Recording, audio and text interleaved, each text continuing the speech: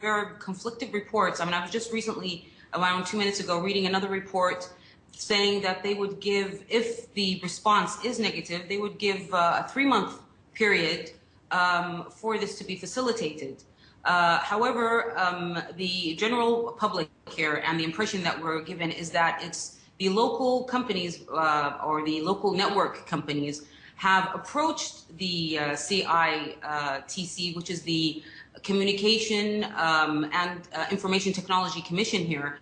They initiated this move because they are out to get, they're pursuing financial gain. People don't use international phone calls anymore. They're not using the local network visual communication. They're opting to use Viber, WhatsApp, and other means to connect with people worldwide or within the kingdom. But the reality is we all do that. It doesn't matter where you live, whether it's Saudi Arabia or anywhere else. We all do that. We all want to find a way that is the best and most cost-effective way to communicate with our friends and relatives around the world. And for people in Saudi Arabia, many of whom are migrant workers, that is the only way they can communicate with their friends and relatives back home. Very true. I mean, so far the comments that we've been getting on our website is not only actually from non-Saudi residents, it's also from citizens.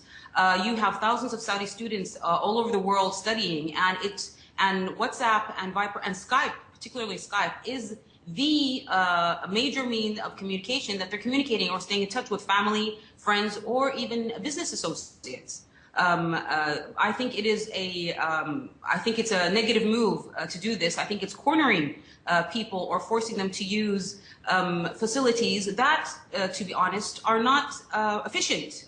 Not everywhere around the kingdom is visual communication available. The networks are limited in their ability. Plus, they're extremely expensive.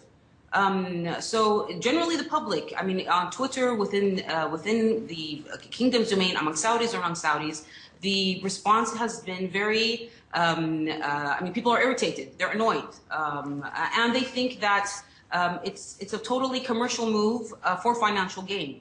It has not, they don't believe it has anything to do with national security. Yeah. So, Samaya, is the kingdom buying into this? The fact that they are now giving, I guess, providers a week to respond, it seems as though they are buying into what this information technology group is pushing for. The commission. Well, as I said, I just read a report that if in the case that in a week's time the response was negative, there would be an extension of 3 months to find some other way of monitoring these tools.